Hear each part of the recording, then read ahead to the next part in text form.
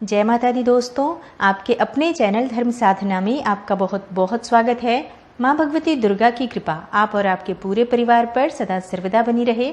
दोस्तों, आज की वीडियो में मैं आपसे बात करने वाली हूँ आश्विन मास के कृष्ण पक्ष में मनाए जाने वाले एक बहुत ही महत्वपूर्ण और पावन व्रत के बारे में। इस व्रत को जीवित पुत्रिका या जीवतिया व्रत कहा जाता है और संतान की उन्नति के लिए, संतान को उनके जीवन में सफलता की प्राप्ति हो, संतान को लंबी आयु और स्वस्थ जीवन की कामना से इस व्रत को माताएं धारण करती हैं। बहुत ही कठोर व्रतों में से एक व्रत जीवित पुत्रिका व्रत माना जाता है, जो कि आश्विन मास के कृष्ण पक्ष की अष्टमी तिथि पर मनाया जाता है। पूरी तरह से निर्जल रहकर इस व्रत को धारण किया जाता है, मतलब सूर्योदय से लेकर अगले दिन सूर्योदय तक अष्टमी तिथि पर इस व्रत को धारण किया जाता है और नौमी तिथि पर सूर्योदय के बाद ही जल या अन्न ग्रहण किया जाता है। तो बहुत ही कठोर होता है ये व्रत। अब आप कहेंगे कि तीज का व्रत भी हमने अभी किया, जो कि बिल्कुल निर्जल था, तो इस व्रत में क्या विशेष है। देखिए, जब हम तीज का व्रत करते हैं तो कई बार रात्रि में, अर्धरात्रि में यानी 12 बजे के बाद भी लोग पानी पी लेते हैं, या बहुत अस्वस्थता की स्थिति हो, आप बीमार हो, तो ऐसे में कहा जाता है कि शाम की पूजा के बाद भी आप पानी पी लीजिए, जल ग्रहण कर लीजिए। लेकिन जीवित पुत्रिका व्रत में ऐसा कोई नियम, कोई विधान नहीं है। अगर आप व्रत धारण करते हैं तो आप अष्टमी तिथि पर पूरी तरह से व्रत करते हैं और अगले दिन सूर्योदय के बाद ही, स्नान इत्यादि करने के बाद, आप दान करने के बाद फिर आप स्वयं भोजन करते हैं, यानी कि अन्न या जल ग्रहण करते हैं। तो किसी भी प्रकार से इस व्रत में जल ग्रहण नहीं किया जाता है, इसलिए ये व्रत बहुत कठोर व्रत होता है। और आज की वीडियो में मैं आपसे बात करने वाली हूँ कि साल 2021 में जीवित पुत्रिका का व्रत कब है, तिथि कब प्रारंभ होगी, कब समाप्त होगी, व्रत के क्या नियम होते हैं, सरगी कब खानी चाहिए, सरगी में क्या खाना है और क्या नहीं खाना है, नहाय खाए के दिन क्या नियम होते हैं, किन नियमों का हमें नहाय खाए के दिन पालन करना चाहिए। और दोस्तों, इस व्रत में थोड़े से नियम अलग होते हैं उनके लिए जिनकी सास नहीं है, और जिनकी सास है उनके लिए, मतलब दोनों के नियमों में थोड़ा सा फर्क होता है, तो उसके बारे में भी बात करेंगे।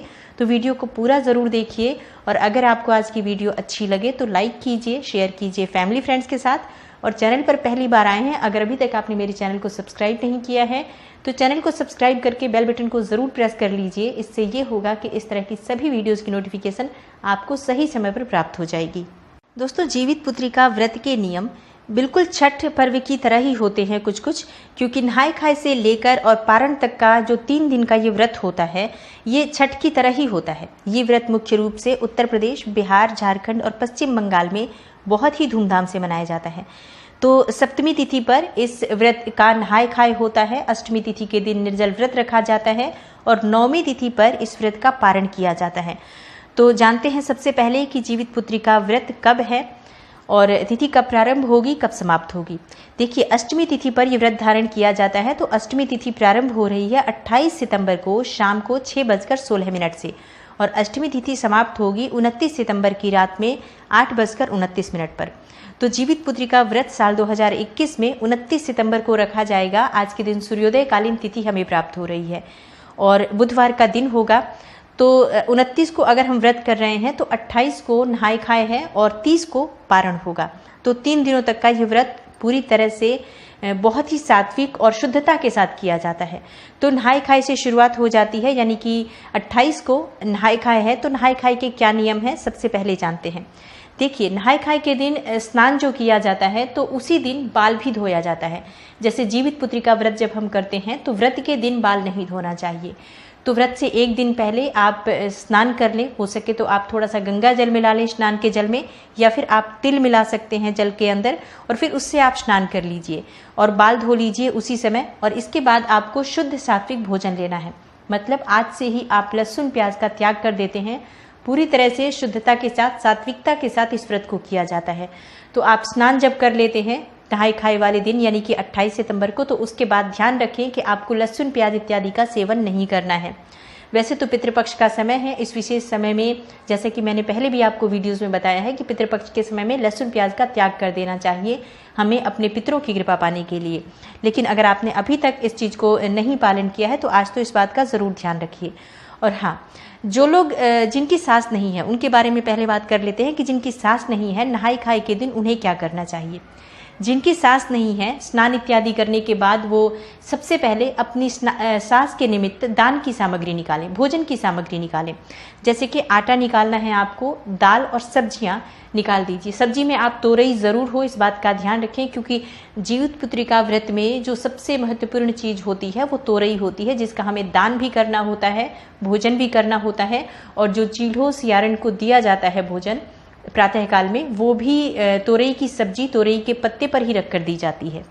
तो जिनकी सास नहीं है, सिर्फ उन्हें इस बात का ध्यान रखना है कि नहाय खाए के दिन अपने खाने से पहले आप खाने की सामग्री निकाल दीजिए और प्रार्थना कीजिए अपनी सासू माँ से, और उसके बाद आप स्वयं भोजन ग्रहण करें।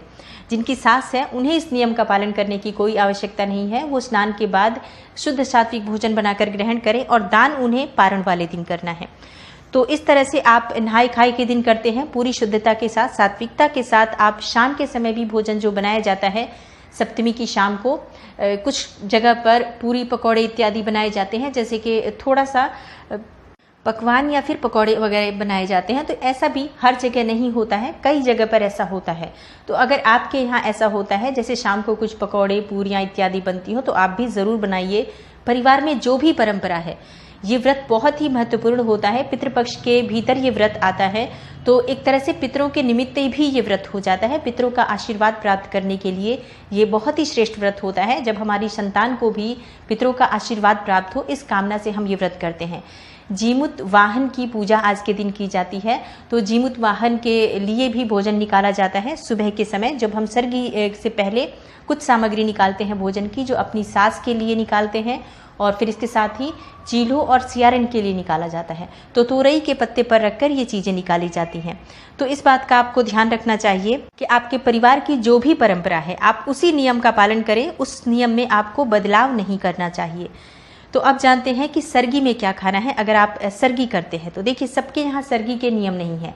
कई लोग रात्रि में 12 बजे के बाद जल भी ग्रहण नहीं करते हैं, लेकिन कुछ लोग सुबह उठकर जब वो चील्हो और सियारन के निमित्त जो भोजन दिया जाता है, उस भोजन में क्या होता है ये भी मैं आपको बता दूं। देखिए, तोरई के पत्ते पर रखकर पूरी होती है, बिना नमक की सब्जी बनाई जाती है जो शुद्ध घी में बनाई जाती है। शुद्ध घी में ही पूरियां भी बनाई जाती हैं। इसके साथ ही दही होता है और चूरा होता है। ये सभी चीज़ें पत्ते पर रखकर, जो तोरई का पत्ता होता है उसी पत्ते पर रखकर छत पर या बालकनी में, जहाँ पर भी आपके पास सुविधा उपलब्ध हो, रख दीजिए। और ये चीज़ें रखी जाती हैं जैसे कि चील्हो के लिए, सियारन के लिए, और अब आपकी सास नहीं है तो आप अपनी सास के लिए निकालेंगे। और जीमूत वाहन के लिए सामग्री निकाली जाती है भोजन की, जो कि सुबह के समय पक्षी इत्यादि ग्रहण कर लेते हैं। तो इस तरह से भी सामग्री वही लोग निकालते हैं जिनकी सास नहीं होती है। ये भी परंपरा हर जगह नहीं है कि सभी इस सामग्री को निकालें। जिनकी सास नहीं होती है वही इस सामग्री को स्वयं सुबह उठकर और स्नान करने के बाद उसके बाद छत पर रख देते हैं या बालकनी में रख देते हैं। तो अगर आपको चील्हो सियारन के लिए भोजन निकालना है तो आप सुबह स्नान ज़रूर करें, उसके बाद ही आप ये भोजन रख सकते हैं। और इसके बाद आप स्वयं सरगी ग्रहण करें। तो सरगी में क्या खाना चाहिए? देखिए, सरगी में अन्न वगैरह तो इतना नहीं खाया जाता है सुबह के समय में। सुबह के समय लोग फल ले लेते हैं और जैसे कि पानी पी लेते हैं थोड़ा सा, क्योंकि अगले दिन फिर जल ग्रहण नहीं करना है, तो आप थोड़ा जल ले सकते हैं, चाय वगैरह ले सकते हैं। और इसके साथ ही दही और चूरा, जो कि शुभ माना जाता है, ये भी ग्रहण किया जाता है सुबह सरगी के समय में। और कई जगह पर सब्जी जो तोरई की बनती है, पूरी और सब्जी, उसका भी प्रसाद स्वरूप में ग्रहण करते हैं, उसके बाद व्रत करते हैं। तो जैसा मैंने पहले भी बताया, अपने घर के परिवार के नियम का पालन करते हुए आपको सरगी भी लेनी चाहिए। इसके बाद व्रत धारण किया जाता है, जो कि अष्टमी के दिन निर्जल निराहार व्रत होता है। तो सरगी खाने के बाद ही आपको ब्रश या दातुन कर लेना चाहिए। ब्रश साफ रखें अगर आपको दातुन की सुविधा उपलब्ध नहीं है, क्योंकि हर जगह दातुन नहीं मिल पाता है। तो ऐसे में आप एक नया ब्रश रखें और सुबह जब आप सरगी खाते हैं तो आप उसके बाद ब्रश जरूर कर लीजिए, क्योंकि दांत में कुछ फंसा हो, कुछ लगा हो, इस तरह से अन्न मुंह में नहीं रहना चाहिए। तो पूरी तरह से जैसे सरगी खाने के बाद आप दातुन या ब्रश कर लीजिए, क्योंकि इसके बाद अगले दिन ही दातुन करना होता है, शाम को भी ब्रश नहीं किया जाता है। इस व्रत को खर जीवतिया कहा जाता है, मतलब जितना अधिक हो सके आप खर करें। तो इसी की वजह से संतान को लंबी आयु की प्राप्ति होती है, संतान को आशीर्वाद प्राप्त हो जीमूत वाहन का और हमारे पितरों का। इस कामना से हम पूरी तरह से ज़्यादा समय बिना ब्रश किए, मतलब खर रख कर इस व्रत को करते हैं। अगले दिन भी बहुत से लोग अगले दिन भी काफ़ी समय तक ब्रश नहीं करते हैं, दातुन नहीं करते हैं, ताकि ज़्यादा से ज़्यादा उनको आशीर्वाद प्राप्त हो। तो ये भावनाओं का व्रत है, मतलब एक तरह से अधिक समय तक हम अपने संतान के लिए कष्ट सहें, जिससे कि संतान को आशीर्वाद प्राप्त हो। और अष्टमी तिथि के दिन व्रत करना है आपको, तो सुबह की जो नित्य पूजा है ज़रूर कीजिए। जैसे कि घर की जो नित्य पूजा होती है, स्नान इत्यादि करने के बाद आप नित्य पूजा करके उसी समय व्रत का संकल्प ले लीजिए कि आज आपका जीवित पुत्री का व्रत है। आप अपनी संतान की लंबी आयु के लिए, उसके आरोग्य के लिए, उसके जीवन में सफलता की, उन्नति की प्राप्ति की कामना से इस व्रत को धारण कर रही हैं। तो इस प्रकार से आप इस व्रत का संकल्प जरूर ले लीजिए। कभी भी मैं आपको कहती हूँ, बिना संकल्प लिए व्रत का आपको कोई फल प्राप्त नहीं होता। इसलिए संकल्प जरूर लीजिए कि आज आपका जीवित पुत्रिका का व्रत है, और अपनी संतान की शुभता के लिए, उसके जीवन में सफलता के लिए कामना करते हुए व्रत कीजिए। पूरे दिन व्रत रहना होता है, हमें निर्जल ही व्रत रहना है, तो कोशिश करें पूरे समय आप कम से कम इस समय में बोलना चाहिए। कम से कम आपके पास कार्य हो तो ज़्यादा अच्छा है। वैसे जो भी नित्य के कर्म होते हैं, कार्य होते हैं, वो हमें करने ही होते हैं। फिर भी ध्यान रखें, क्योंकि बिल्कुल भी पानी इसमें नहीं पीना है, तो थोड़ा सा सावधानी रखें। परिवार के सदस्यों को थोड़ा, अगर आप कहीं कि वो कुछ कार्य कर लें तो ज़्यादा अच्छा रहता है। उसके बाद शाम को फिर पूजा की जाती है। शाम की पूजा में कथा भी सुनी जाती है। जीवित पुत्रिका व्रत की कथा होती है, जो महिलाएं इकट्ठी होकर घर में और करती हैं, पूजा करती हैं। जैसे शाम को स्नान इत्यादि करने के बाद आप नए वस्त्र भी धारण कर सकते हैं। वैसे पितृपक्ष चल रहा है, तो इस व्रत में नए वस्त्र धारण करने का कोई ऐसा नियम या विधान नहीं है। तो आप अपने पुराने वस्त्र जो भी साफ सुथरे हों, उन्हें ही आप धोकर और शुद्धता के साथ उसे आप धारण कर सकते हैं।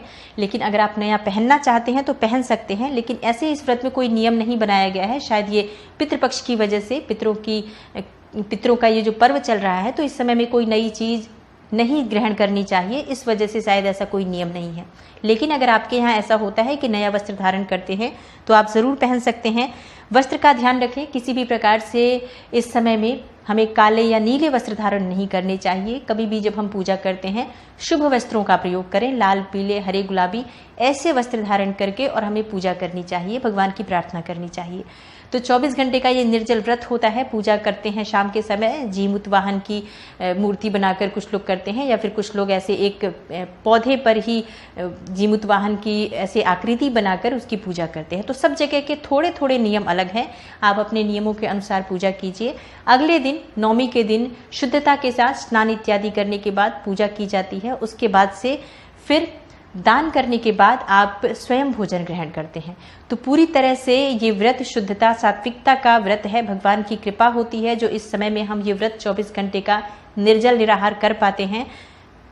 दोस्तों, आशा करती हूँ कि जीवित पुत्रिका व्रत से संबंधित ये बहुत ही विशेष जानकारी आपके लिए अवश्य लाभदायी होगी। और अगर आपको आज की वीडियो अच्छी लगी हो तो लाइक ज़रूर कीजिए, शेयर कीजिए फैमिली फ्रेंड्स के साथ।